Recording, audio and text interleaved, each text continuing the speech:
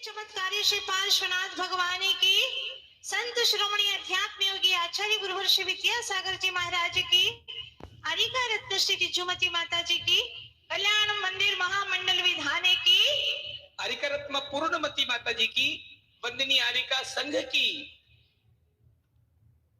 अभी जीवो हमारे कुत्त कुंद स्वामी अध्यात्म योगी महान ग्रंथ समय साहब में लिखते हैं, रत्तो बंधति कम्बम मुंचति जीवो विराग संपन्नो ऐसो जिनो वदेसो तम्हा कम्मी सुमारच।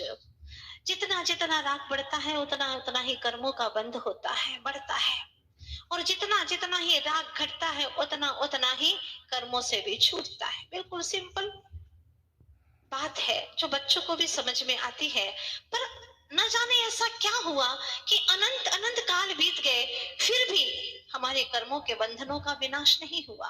प्रश्न तो उठता है कि भोजन का प्रभाव पेट पर पड़ता ही है। ध्यान से सुनिएगा, भोजन का प्रभाव पेट पर पड़ता ही है, दवा का असर रोग पर पड़ता ही है, हवा का असर चेहरे पर पड़ता ही है, पर आखिर ऐसा क्या कारण है कि धर्म का प्रभाव आत्मा पर नहीं पड़ता है?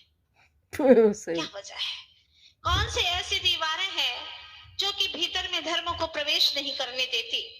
जितना जितना राग का और सुख सुविधाओं का हमने अंबार लगा दिया है, लगता है ऐसा कि उन्हीं पर वस्तुओं में ये जीव चंपापात लेता हुआ पर वस्तुओं के आकर्षण में इतना आकर्षित हो गया है कि अपने स्वरूप को भूल बैठा है। चाहे गांव की बात हो चाहे शहरों की बात हो। हाँ, आज तो देख रहे हैं कि हर गांव वाला शहर की ओर देख रहा है और उसकी जैसी बराबरी कर रहा है। शहर वाले मेट्रो की बराबरी कर रहे हैं और मेट्रो वाले विदेश की ओर देख रहे हैं, विदेश वाले भी पूरे देश की ओर देख रहे, पूरे विश्व की ओर देख रहे, पर अफसोस है कि कोई भी अपने आत्म प्रदेश की ओर नहीं देख रहा। किसी को फुर्सत ही नहीं है क्योंकि रुचि ही नहीं है। और एक और वह गरीबी में राज को खीर बना करके आहार करा रही है। पूछना चाहती हूँ कि वह अमीर है या गरीब? भावों से अमीर है। वहां एक पिता अपने पुत्र को लेकर के गांव में जाता है और कहता है, बेटा मैं आज तुझे ये दिखाने के लिए लाया हूं कि व्हाट इज गरीबी। क्या है गरीबी? देखो कौन है पुअर, देखना है तुम्हें। और जब उसने दिखाया पूरा गांव घूम घूम करके, तब पूछा पिता ने कि बेटा देख लिया तुमने? पिता ने जब पूछा तो बेटे ने जवाब दिया, पिताजी ध्यान से सुनिएगा, आप लोग सुन रहे हैं ना? हाँ, हमारे पास में तो एक ही डॉग है, एक डॉग है हमारे पास में, लेकिन इनके पास में तो 10-10 गाय हैं। गांव वालों के पास में 10-10 गाय हैं। पिताजी हमारे पास में नहाने की छोटी सी जगह है, लेकिन इनके पास में नहाने के लिए तो इतना बड़ा तालाब है।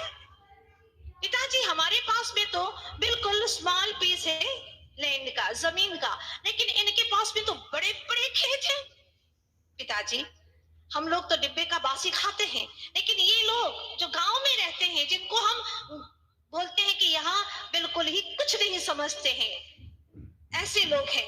लेकिन सच पूछो तो पिताजी हम तो डिब्बे का बासी खाते हैं, फास्ट फूड खाते हैं, पास्ट में जीते हैं, लेकिन ये जो लोग हैं वह बिल्कुल ताजा उगा करके और वैसे ही ताजा ताजा खाते हैं। पिताजी उनके पास सच्चे मित्र है और हमारे पास में तो मोबाइल और कंप्यूटर है। इनके पास में खरीदने को, खुशियां खरीदने के लिए हमारे पास में पैसा है, खुशियां खरीदने के लिए हमारे पास में पैसा है, लेकिन इन लोगों के पास में इतनी खुशियां हैं कि पैसों की कोई आवश्यकता ही नहीं है।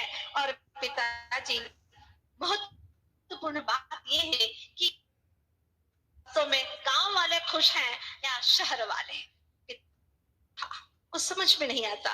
और उसने धन्यवाद दिया बेटे ने कि पिता बहुत अच्छा किया आपने जो मुझे गरीबी से परिचय करा दिया। वास्तव में आज हम देखते हैं, एक शहर की बात है, एक जैन साहब से कहा गया, जो नाम के जैन साहब थे, हम जिसको कहते हैं जैन साहब, लेकिन प्रक्रिया में जिनेंद्र भगवान के प्रति कोई प्रेम नहीं।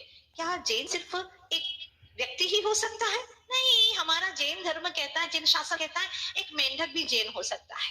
मेंढक जैन, गधा भी जैन हो सकता है, श्वान भी जैन हो सकता है। जो जिनेंद्र भगवान की वाणी को सुने, अमल करे, वो जैन है। जैन कोई जाति का नाम नहीं है, एक गुणों से युक्त नाम है। जिनो यस्य देवता इति जैनः, जिनेंद्र देव जिसका देवता है, जो की बातों को अमल करे। एक व्यक्ति से कहा गया कि देखिएगा अभिषेक का समय हो गया है, आप चले और जल्दी से अभिषेक कर लें। उसका जवाब था कि अभी कपड़े शुद्ध नहीं है। अगले दिन जब पार्टी में जाने की बात कही उसके मित्र ने, चलो पार्टी पे चलना है, उसका जवाब था 2 मिनट रुको, अभी कपड़े बदल करके आता हूं। इससे स्पष्ट है कि रुचि उसकी संसारिकता में, विषय भोगों की ओर है। जिनेंद्र भगवान के अभिषेक की रुचि नहीं है। ये तो बुंदेलखंड में आचार्य भगवत के प्रवास का ये एक ऐसा यहाँ पर परचम लहरा रहा है कि जगह जगह पर छोटे छोटे बच्चे 8 वर्ष से 80 वर्ष तक के बच्चे यहाँ पर अभिषेक करते हैं, शांति धारा करते हैं, संतों को आहार दान देते हैं। वास्तव में ये है विशेषता। तो एक व्यक्ति ने तो यही कहा कि भाई गांव में ही रहना अच्छा है, गांव में रहोगे तो पिता के नाम से पहचाने जाओगे और शहरों में रहोगे तो मकान नंबर से पहचाने जाओगे।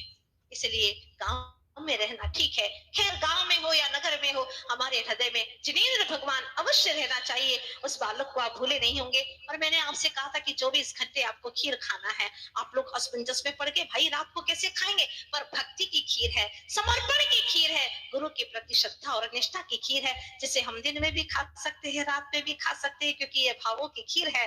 हाँ, निश्चित रूप से उस अकृत पुण्य ने खीर खाई और डट करके खाई, और ऐसे खाई कि वह रात में सोया तो सवेरे बहुत लेट उठा। और जब लेट उठा तो सोचने लगा कि अब गाय चराने जाना है मुझे, मालिक डांटेगा। वह चुपचाप घर से निकल जाता है और गाय चराने के लिए चले जाता है। पर वहां पर भी गया तो उसे नींद आ गई और गाय सभी चर करके आ गई। जब वहां पर आ गई तो उसने सोचा गाय भी चली गई, अब तो मालिक मुझे मारेगा, निश्चित रूप से डांटेगा, माँ क्या कहेगी मुझे। ये सोच करके वो वहीं पर ही खड़ा रहता है। देखता है सारी गाय पहुंच गई है। माँ ने कहा बेटा नहीं आया, गाय आ गई हैं, जाओ अपने जो बलभद्र मुखिया था जहाँ कार्य करती थी उससे कहा जाओ एक बार देख करके आओ, कहाँ गया मेरा बेटा, क्यों नहीं लौटा है। और जैसे ही वह जाता है तो बेटा छिप छिप करके देखता है। मुखिया ने देख लिया, कहा चिंता मत करो, तुम्हारा बेटा आ जाएगा, वहीं खेल रहा है, आंख बिचौनी खेल रहा है, मुझसे मैं देख करके आया हूँ। और वह घर लौट आता है। इधर क्या होता है कि जैसे ही वह छिप छिप करके देख रहा था, खेल रहा था, शाम ढलने को थी कि एक आवाज सुनाई दी गुफा के पास से। वहां पर मासोफवासी महामुनि मुनीश्वर, वही अक्षीण महानस रिद्धि के धारी, अक्षीण महालय रिद्धि के धारी दिव्य प्रवचन कर रहे थे। और उनके प्रवचन की बात उसके कानों में पड़ी। जैसे ही वह सुनता है कि मुनीश्वर के प्रवचन हो रहे, बड़े ध्यान से सुनता है। एक से एक बड़े बड़े राजे महाराजे उस स्थान पर पहुंच रहे। छोटी सी गुफा है लेकिन अनेकों अनेकों लोग वहां पर समा गए, क्योंकि अक्षीण महालय रिद्धि के महामुनीश्वर थे। वहां पर छोटे से स्थान पर अनेकों लोग समा गए और उस बड़ी तल्लीनता से मनीषी का प्रवचन सुन रहे थे। वो सोचता है कि अगर मैं भी चला गया इन सबके बीच में, मैं तो गरीब हूँ, मुझे धक्का मारकर कोई भी बाहर कर देगा, इसलिए मैं जा नहीं सकता, लेकिन सुन तो सकता हूँ ना। वहीं पर गुफा के बाहर कान लगा करके सुनता रहा। मनीषी ने कहा कि यह जीव अजर अमर है, शुद्ध है, यह स्वभाव से सुख स्वरूपी है, परमानंदमय है और संसार में भटकता है अपने अपने कर्मों के अनुसार। 2 प्रकार के कर्म करता है, पाप और पुण्य। जब पुण्य की बात आती है तो उसे ख्याल आता है, माँ ने कहा था बेटा तूने कभी पुण्य नहीं किया, तो माँ ने मुझे खीर का आहार कराने के लिए कहा था और मैंने आहार कराया, वो पुण्य था मेरा। अब बात समझ में आई और बड़े ध्यान से सुनता है, एक एक बात उसे समझ में आ रही है। अंत तो गत्ता मुनिराज ने जब प्रवचन दिया उसके भीतर में परिणामों में विशुद्धि आती गई। और जब मुनिराज ने कहा कि तुम इस तरह से व्रती बनो, व्रती बनने से संसार का परिभ्रमण छूट जाता है, सारे दुख समाप्त हो जाते, समस्या समाप्त हो जाती है और यह जीव अपने परम ज्योति स्वरूप अनंत गुणों का पुंज जो परमात्मा है वह प्रकट कर लेता है। इसलिए पुरुषार्थ करो। मुनिराज की वाणी उसके हृदय में बैठ गई और क्या कहूं मैं आपको महानुभावों, जैसे वो प्रवचन सुन रहा था उस अभागे अकृत पुण्य का ऐसा भीतर में उछाल आया भावों का कि इसको क्षोभम लब्धि, विशुद्धि लब्धि, देशना लब्धि साक्षात सुन करके और प्रायोगिक लब्धि प्राप्त हो गई। 4 लब्धियों के होते ही 5वीं करण लब्धि का उद्घाटन हो गया और उस जीव ने सम्यक दर्शन को प्राप्त कर लिया। वहीं से वह प्रणाम करता है मुनिराज के श्री चरणों में। सोचता है मैं जाऊंगा कैसे, लेकिन मुझे एक बार चरण अवश्य छूना है। वैसे विज्ञान भी कहता है कि 3 जगह एनर्जी सेंटर रहते हैं हमारे शरीर में, एक माथे पर, दूसरा हाथ पर और तीसरा पैर पर। जब हम किसी संत महात्मा के चरण छूते हैं, हमारा शीश झुकता है, तो शीश और चरण और उनके हाथ का आशीर्वाद, उसकी तरंगे हम पूरे ऐसे लगते हैं कि हमारे भीतर में एक ऐसी एनर्जी आ गई है, हम आनंद झरने में नहाने लग जाते हैं, इतना आनंद होता है। वो सोचता है मैं यहीं से ही प्रणाम क्यों न कर लूं, और वहीं से वो प्रणाम करता है। सोचता है, क्या सोचता है, हे गुरुवर मुझे भी इस संसार से पार करिए ना। और उसके विचार देखिएगा, हो जीवो छो ए जगत मा त्यान थी जीवन, जिंदगी नो नाम छे बस बोझ ने बंधन। मेरा जीवन तो बोझ और बंधन के समान है गुरुवर, लेकिन अब भावना है आपसे, आखिरी अवतार नो मंडाण बांधी दे, ज्या बसे छे त्या मने तो स्थान आपी दे। बस आखिरी अवतार मेरा हो, ऐसा मेरे लिए भी कुछ कर दो गुरुवर। और ऐसी भावना करता है। सोचता है कि अब एक बार माँ से पूछ करके आऊं कि माँ मैं भी व्रती बनना चाहता हूँ।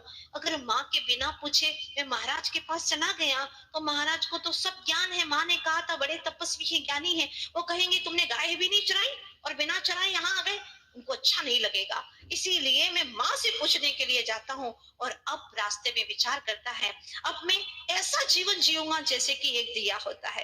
दिए की कहानी बड़ी अजीब होती है, वो जलता भी है तो औरों को रोशनी देने के लिए, और बुझता भी है तो औरों को नींद देने के लिए। ऐसी ही मेरी जिंदगी भी होगी, मैं भी ऐसी जिंदगी जीऊंगा।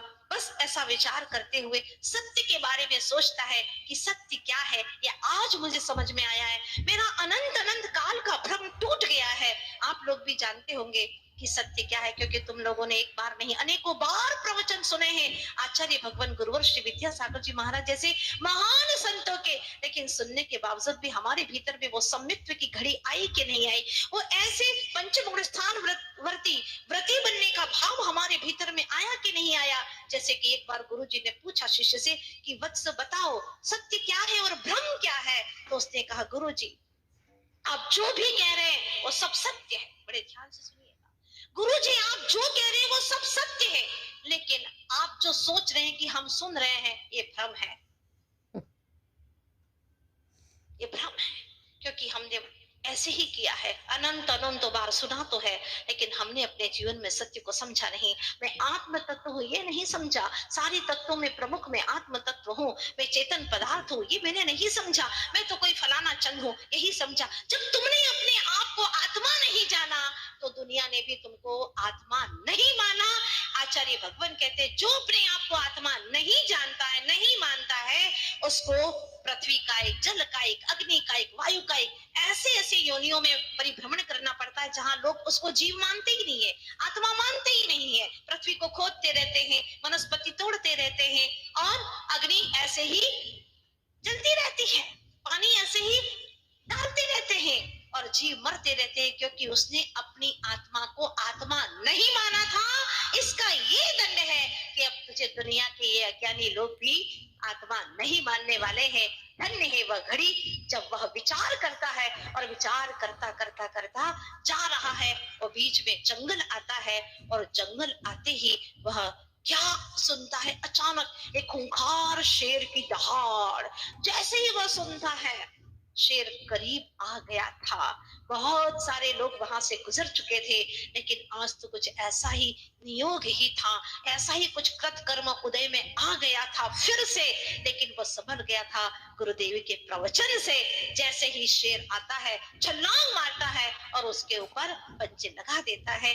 कहानी कहती है कि अकृत पुण्य का वहीं पर मरण हो गया था, और उसके आगे की कहानी तो आपने सुनी ही है, वह धन्य कुमार के रूप में जन्म ले लेता है। अब हमारी कहानी फिर आगे बढ़ेगी, पूर्ण कहानी कल आप सुनेंगे किस प्रकार से क्या हुआ। आज बस इतना ही समझना है, तकदीर से लड़ाई इंसान की, ये कहानी है जी आगम पुराण की, तकदीर से लड़ाई इंसान की। खीर भूल मत जाना, खीर बनी सुगंध भरपूर, मुनिवर आएंगे जरूर, वह द्वार पे खड़ा प्रतीक्षा कर रहा, देकर ऋषिवर को आहार भरा, पुण्य का भंडार, जय जय रिद्धि धानी ऋषिराज की। ये कहानी है जी, कहाँ की है? आगम पुराण की। वन में पशु चराने लाया, किंतु निद्रा ने घेरा, मुखिया को देख वन में ही छिप गया, सुन सुव्रत मुनि का उपदेश धारा, उसने समकित भेष व्रति बनने की मन में ही ठान ली। ये कहानी है जी आगम पुराण की, तकदीर से लड़ाई इंसान की। 11 अंग के धारी यूं ही रह जाते हैं, मिथ्यात्व में भटकते रह जाते हैं। धन्य है जिसने सम्यक्त को प्राप्त कर लिया और उसके साथ में मरण करके सौधर्म स्वर्ग में महारथिक देव में जन्म ले लेता है। बोलिए पार्श्वनाथ भगवान की, संत श्रोमणी अध्यात्म योगी आचार्य गुरुवर्ष विद्यासागर जी महाराज की, अरिका रत्न श्री रिजुमती माता जी की, कल्याण मंदिर महामंडल विधान की। परम